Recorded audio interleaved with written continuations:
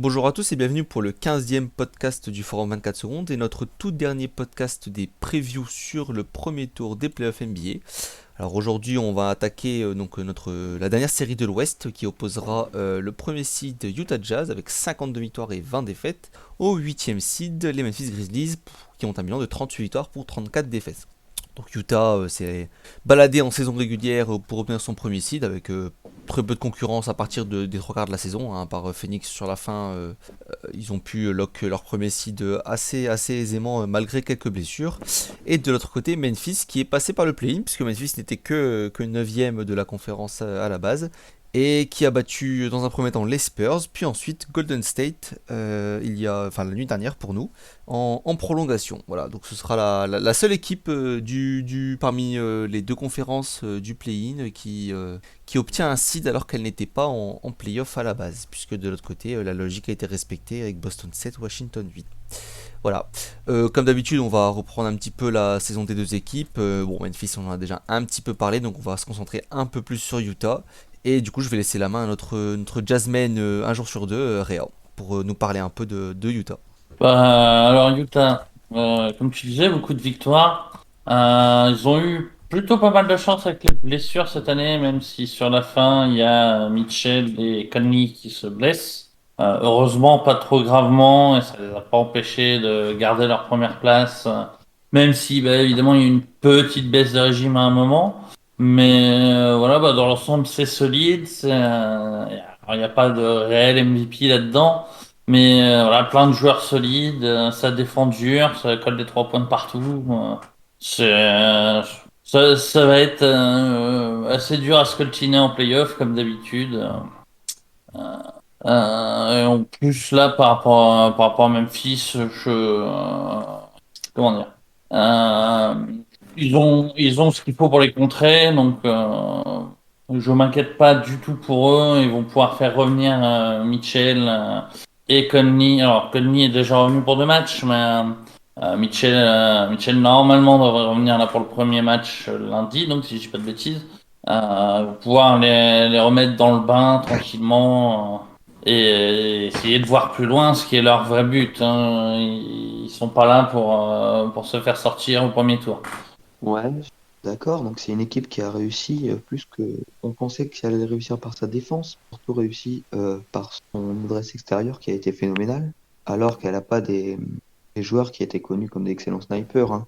Hormis Bogdanovic, Ingles à la limite, c'est surtout Mitchell qui prend 9 à 3 points et qui en met 39%, c'est dantesque. Mais pour moi, il y a un énorme flag, c'est la défense autour du Gobert, donc t'es obligé plus ou moins de drop. Et en playoff, pour moi, dès que tu rencontres des équipes très fortes en attaque, c'est compliqué de tenir ce. Et là, effectivement, et je te rejoins là-dessus. On a pu voir face à Houston les dernières années des choses comme ça où il se faisait tout simplement éclater par Harden avec sa science du jeu et de l'attaque, tout simplement. Après, donc là, oui, sur ce tour, je pense que ce sera pas non plus un problème. Sur le roster, à proprement parler, on a Mike Conley qui a été plus intéressant cette saison. C'était difficile de faire pire. T'as aussi le retour de Derek Favors, qui un ancien de la maison qui était parti, là, qui revient. À l'époque, c'était poste 4 titulaire aux côtés de Gobert. Même si sur la fin, justement, s'il savait plus comment le faire jouer, donc il le faisait sortir du banc derrière Gobert. Et là, cette saison qui est revenu pour juste ce rôle, et donc ça rentre bien là-dedans. T'as Clarkson qui était on fire en début de saison, un petit peu moins sur la fin. On va voir comment ça tient en playoff. Et puis il y a l'inconnu quand même sur Mitchell. Donc t'as 2-3, on va pas dire des red flags, donc du coup plutôt yellow flags, qui vont pas non plus être problématiques pour ce premier tour à mon avis, mais qui seront à surveiller pour la suite. Euh, je voudrais vous répondre sur un point. Alors certes, ils sont obligés de défendre d'une manière particulière par rapport aux qualités de Gobert, mais je suis d'accord qu'ils se sont fait déboîter notamment par les Rockets ces dernières années. Mais il y a peut-être aussi jamais eu autant de talent, donc Utah se basait surtout sur sa défense ces dernières années. Et là, il n'y a pas que la défense, il y a aussi leur jeu offensif, certes beaucoup basé sur le 3 points, mais ce qui leur donne une arme supplémentaire pour compenser. il y a un gros changement de philosophie quand même cette année. Utah qui est passé d'une équipe slow pace, très défensif, à une transition rapide tout le temps. Ça shoot très vite, très rapidement. Snyder a quand même vachement changé le jeu de son équipe cette année, et peut-être en prévision des playoffs, après les déceptions de suite, leur jeu qui n'a jamais trop bien transcrit en playoffs jusque-là, ben, c'est peut-être ce qui a poussé ce genre de philosophie, et je pense que ça peut être très intéressant parce que, bon, déjà, Gobert, il défend quand même de mieux en mieux au large. Et on va pas se mentir, Houston qui le déboîte avec son système de Covington pivot, là, c'est quand même une sacrée anomalie.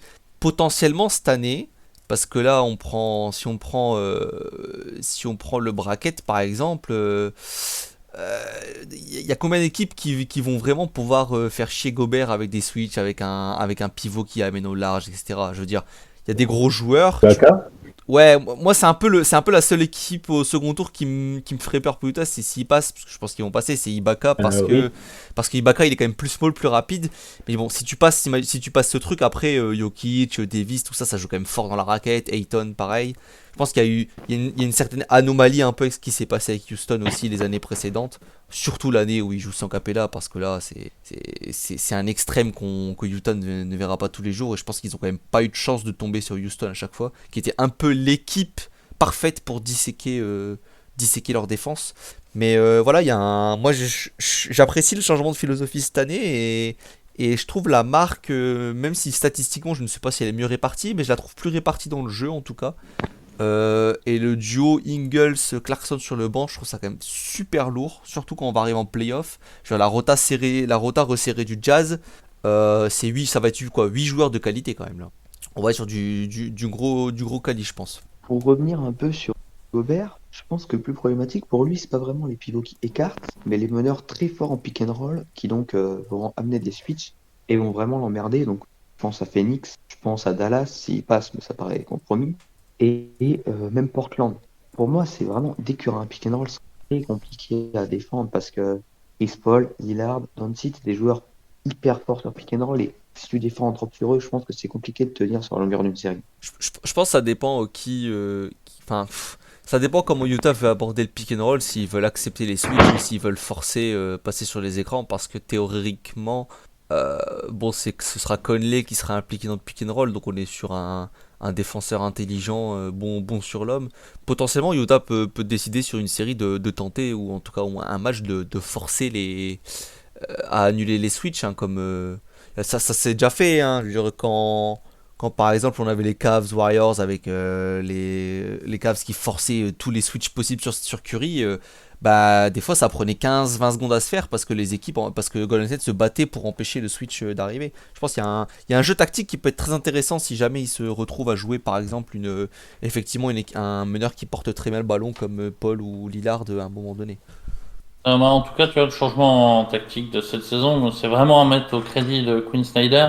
Parce que, tu vois, comparé à Thibodeau quand il était à Chicago, qui avait aussi un jeu très axé sur la défense, et il disait toujours, oui, on va travailler pour essayer d'améliorer le jeu offensif. Mais tu vois, ça restait toujours le même type de jeu, il avait pas su évoluer.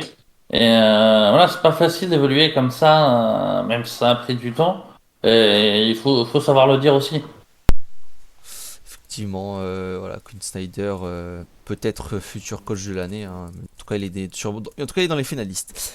On va passer à la série en tant que telle.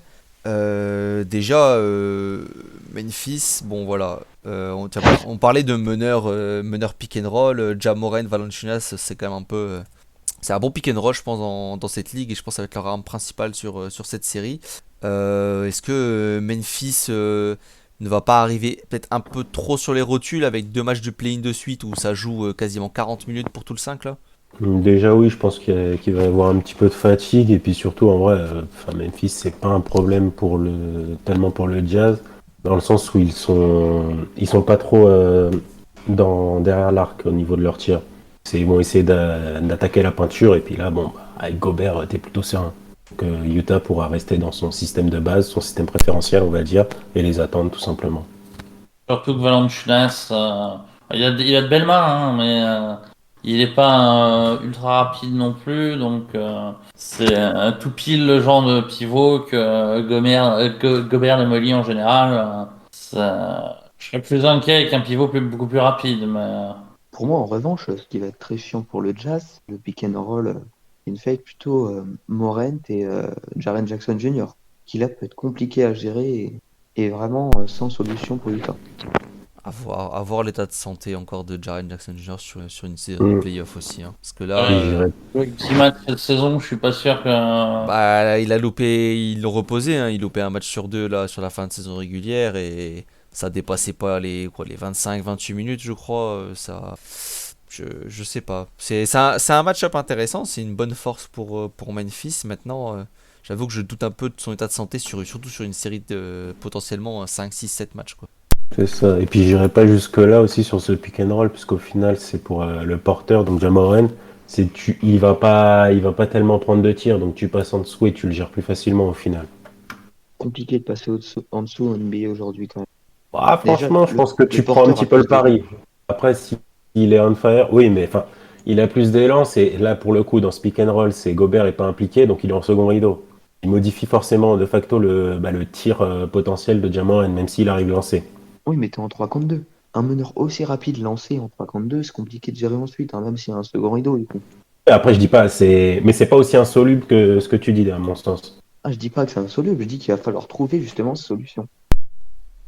Bah, je pense que moi je pense que vraiment on l'avait déjà parlé quand on avait parlé du play-in, mais la meilleure solution pour moi c'est pas de passer en dessous parce que certes tu donnes à Ja un élan pour la raquette, mais entre guillemets c'est censé jouer dans ton jeu parce que voilà comme dit Doc c'est Rudy Gobert qui t'attend second rideau. Je dis pas qu'il va démolir forcément Morant, mais c'est peut-être une meilleure force que de jouer au-dessus et de se prendre un pick and roll potentiellement un peu plus dangereux et un peu plus chiant à gérer.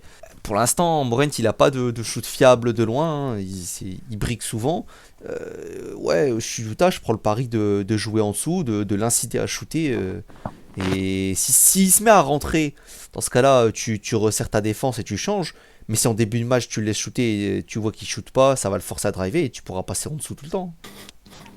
À voir après. La clé de la série, entre guillemets, pour Memphis, ça va être son adresse de loin parce que, ben, d'une certaine façon, c'est un peu comme les autres équipes qu'on avait vues, c'est que Memphis, c'est presque, presque Utah en moins bien sur la plupart des postes au final. Dylan Brooks, il va quand même se manger une sale série.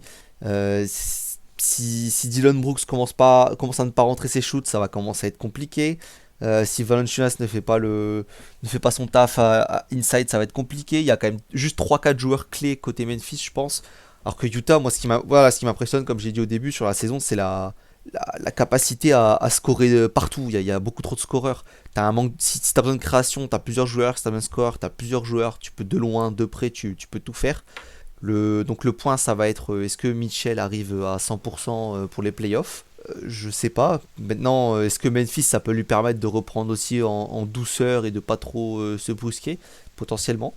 À voir, je sais pas ce que vous en pensez.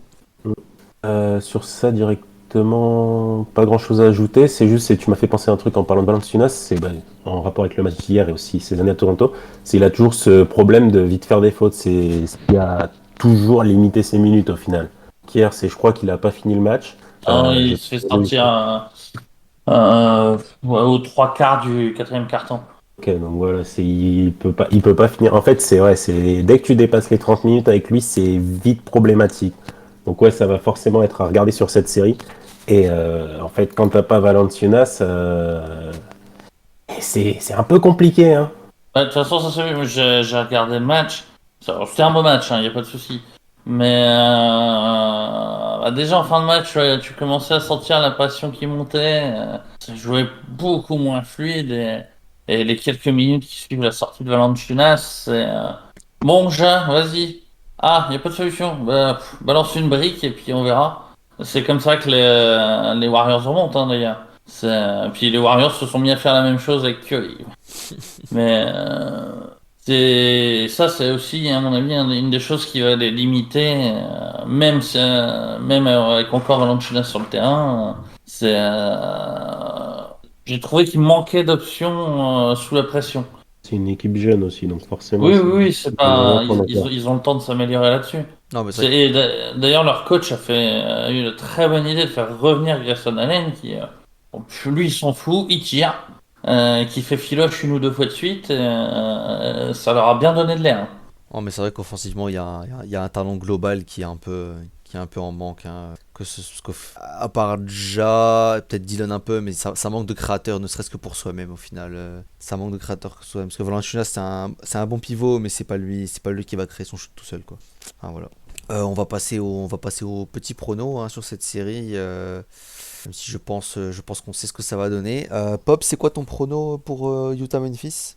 4-3 Jazz. 4-3 Jazz, une série compliquée, très bien. Doc, Ouais. pour toi? 30 Jazz. Combien? 4-1? Ah, oui. Ok, 4-1 Jazz, Réa. La même. La même. Ah bah. Alors je crois que ça va être mon premier sweep des playoffs. Je me souviens pas en avoir donné avant, mais 4-0 Utah pour moi. Trop fatigué Memphis, trop de talent, trop d'expérience. Je vois même pas un match en vrai au Memphis. Voilà. Ouais, je pense quand même qu'ils vont choper un petit à la maison. Que genre, ils vont être menés 3-0, ils vont prendre le quatrième, et puis Utah va finir ça tranquillement à la maison. Je sais pas, tous les ans on se dit que ouais, ça peut prendre un match et en fait tous les ans on a des sweeps, au final je trouve. Donc voilà, moi j'ai mon sweep des playoffs, c'est Utah qui balaye une équipe de Memphis. Quelque chose à rajouter messieurs dans tout ça? Non, c'est bon pour moi. Non, C'est non. bon pour moi aussi. Ok, ben on peut conclure. Voilà, c'était notre preview de Utah-Memphis. Dites-nous ce que vous en pensez sur le forum ou dans les commentaires. Est-ce que vous êtes d'accord avec moi, Réa et Doc, sur une série facile ou vous voyez une série plus compliquée comme Pop qui part sur un Game 7 carrément pour le Jazz. Voilà, on se retrouve pour le second tour, hein, maintenant. On va laisser les playoffs, le premier tour des playoffs se dérouler et on reviendra faire débrief preview pour le second tour dans 2 semaines, je pense à peu près, le temps que ça passe, une semaine et demie, 2 semaines, voilà. Ça dépendra de la longueur des séries. Bien, portez-vous bien et bon premier tour à vous. Au revoir. Salut. Salut. Salut.